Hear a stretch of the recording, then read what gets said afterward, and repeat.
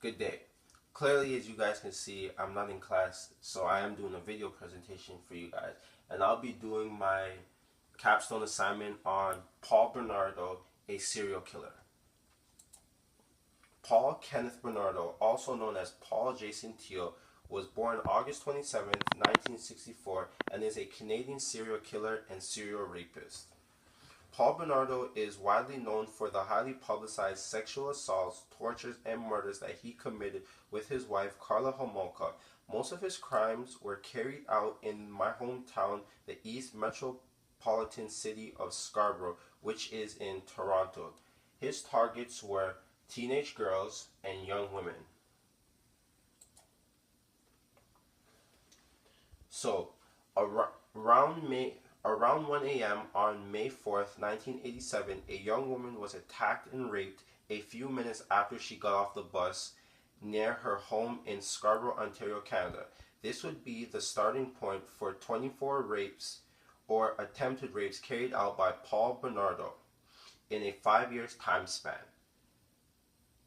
The attacks were accompanied by beatings, intense verbal abuse, dire threats to discourage the victim from going forward to police or law enforcement. On November 17, 1988, Toronto police formed a task force committed to the arrest of the Scarborough rapist.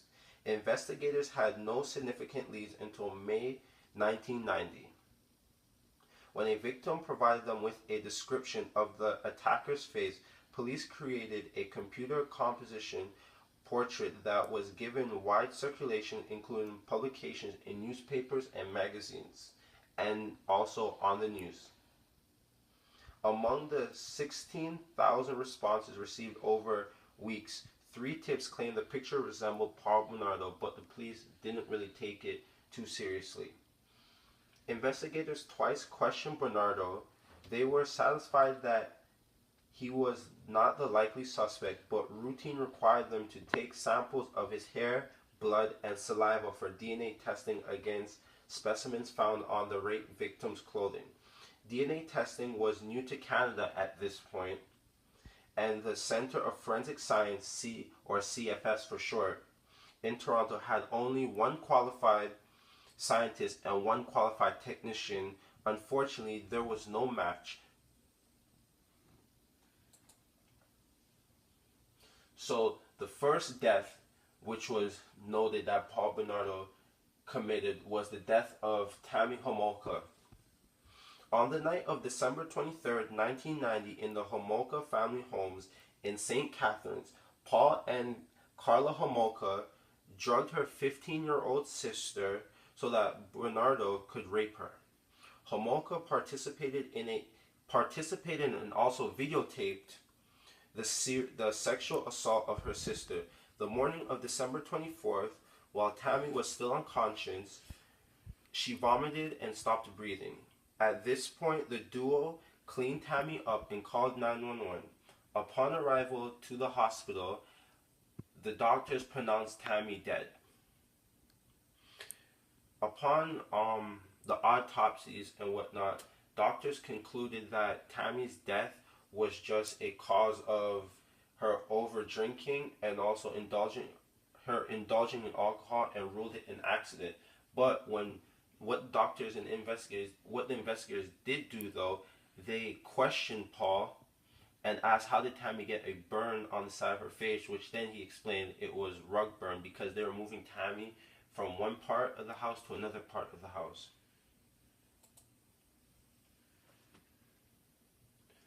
Let's see Mahaffey's murder. On June 29th, 1991, at Lake Gibson, south of St. Catherine, Ontario, a fisherman found concrete blocks that contained human arms, legs, feet, and also head. The next day, a man found a human torso floating in the water in the same area that these human remains were found. The remains were identified as those of Leslie Mahaffey, 14, of Burlington, Ontario. Police searching for clues to her death were unaware that the evidence was connected to that of the Scarborough rapist. In April 1992, Niagara Regional Police enlisted the help of the FBI to help them solve this case.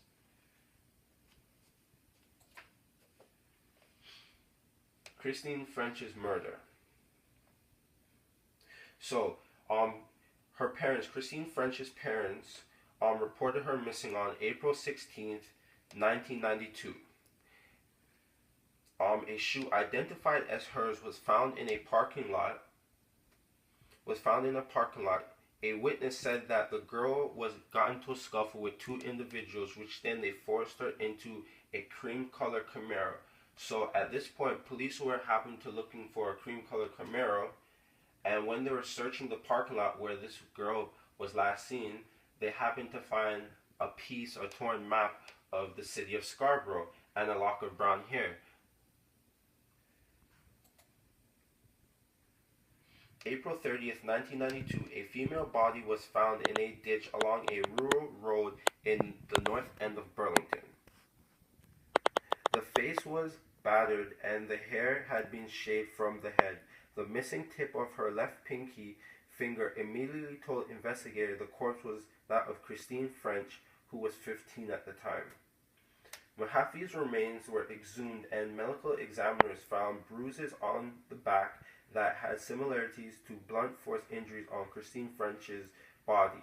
Police connected the two murders and deemed that the person who killed both these girls, the person who killed Christine and also who killed the other girl, they were the same person.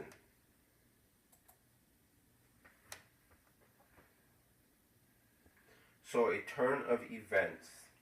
On January 6, 1993, Carla Homolka was admitted to St. Catherine General Hospital after she was assaulted by Bernardo with a flashlight. He was arrested and charged with an assault with a weapon and released on bail. In February 1993, the Center of Forensic Science finally matched Bernardo's DNA with that of the Scarborough rapist. Police put him under surveillance and tapped his phone. And as you can see here, this is what Carla looks like when Paul hit her with the flashlight. She obviously couldn't see out of her two eyes, and you can see how bruised up they were. So the police then went on to question Homolka after her attack by Paul. At first, she was not cooperative at all because she didn't want to tattle on him because this would then implicate her in the other murders. But then she did admit to her relatives that she did take part in these gruesome acts. Paul was rearrested and questioned. He admitted to the police that he had been involved in all the sexual assaults, but he did not confess to the murders. He placed the blame on Carla. She later flipped on Paul and she turned into a witness against him. On February 17th, 1993, Bernardo was arrested for the murder of Mahaffey, French, and the Scarborough rapes. On July 6, 1993, Homolka was convicted and sentenced to 2 concurring 12-year prison terms. Bernardo was found guilty of 2 counts of each first-degree murder, kidnapping, forcible confinement, and aggravated sexual assault, and 1 count of committing an indigeny to a human body. He was sentenced to life in prison and is declared a dangerous offender, making parole highly unlikely. And up to this day, he still is in jail. And the story about Paul is actually, my grandma, because my family is from Scarborough and I'm from Scarborough, one day when my grandma was happening to come from work, she was getting ready to get her keys out of her bag, and she noticed that an individual who at the time she didn't know was Paul was following her. And what she ended up telling my dad was, she didn't directly tell him that she was being followed. What she did say to him was, I have groceries and I need you and your brother to come meet me at the elevator to come help me with the groceries.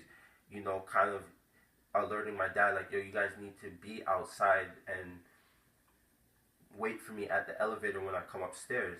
So my grandma said that when she was in the elevator, Paul kept looking at her, and he and her were the only ones in the elevator, and she could feel that something wasn't right. But then again, she did not know that Paul Bernardo was who he was at the time, and he was the one committing all these rapes. So she said when she got out of the elevator, Paul got off the same floor as her, and he started following her. But then once he saw my dad and my uncle, he happened to just walk off, and he ended up turning. He ended up making either a left or right. I forgot whichever way she said he ended up making. But then, it was because of my dad and my uncle was, thank God, or else who would have known what Paul would have did. And, thank you for listening to me, and I hope you guys enjoyed.